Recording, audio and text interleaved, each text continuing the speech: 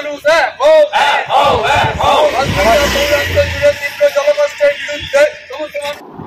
इस वक्त पूरे बंगाल के लोग शदीद गर्मी से परेशान हैं और इसी दरमियान अगर पीने के पानी का मसला सामने आ जाए तो क्या होगा। आज इसी मसले से परेशान लोगों को देखते हुए CPIM के लीडरान, कारकुनान और हामियों ने बांसवाड़ा मुस्लिम लीग के सामने एहतजाजी मुजाहरा की। इनका इल्जाम है कि इस शिद्दत की गर्मी के दरमियान पानी का मसला आ रहा है। पानी के नलों में पानी का प्रेशर दबाव कम होने की वजह से लोगों की मुश्किलें बढ़ गई है। इससे पहले भी इस मसले को लेकर BJP और CPM के जानिब से डेपुटेशन दी जा चुकी है, लेकिन नतीजा जीरो रहा। इस मसले को जल्द से जल्द हल करने के लिए बांसवाड़ा मुस्लिम लीग के CIC रंजीत सरकार ने यकीन दहानी करवाया।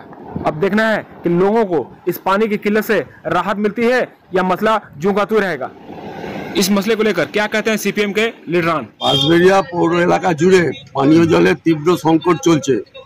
শুধু গরম পড়েছে তাই নয়, এর বেশ কয়েক মাস আগে থেকেই তো আমরা বারে বারে বিভিন্ন ওয়ার্ড কাউন্সিলরদের সাথে যোগাযোগ করেছি। তারা বলছে অমৃত প্রকল্পের কাজ শেষ হয়ে গেলে জল সরবরাহ স্বাভাবিক হবে, কিন্তু অমৃত প্রকল্পের কাজ সে দীর্ঘদিন ধরে চলছে, 4 বছর ধরে। তো তার শেষ কবে আমরা বুঝতে পারছি না।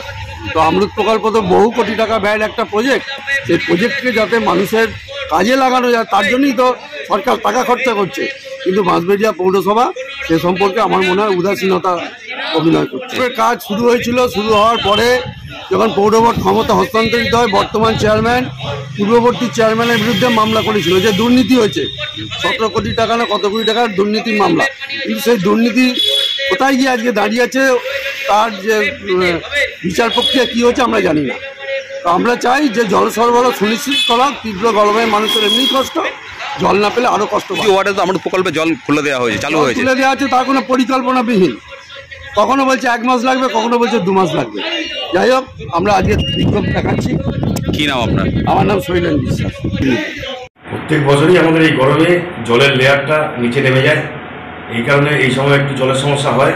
কিন্তু আমাদের যে নতুন জল প্রকল্প, এই অমৃত প্রকল্পের কাজ এখনও পর্যন্ত পুরোপুরি শেষ হয়নি।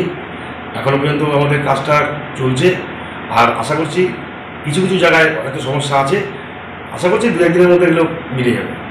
ব্যাপার হচ্ছে এই জল যেটা অমৃত প্রকল্পের জল আমাদের গঙ্গা থেকে পিউরিফাই করে রিফাইন করে সেই জল ছাড়া হচ্ছে, এবং আমাদের এই কাজটি সম্পূর্ণ হলে পুরোপুরি যখন চালু হবে তখন আশা করি সমস্যা হবে না।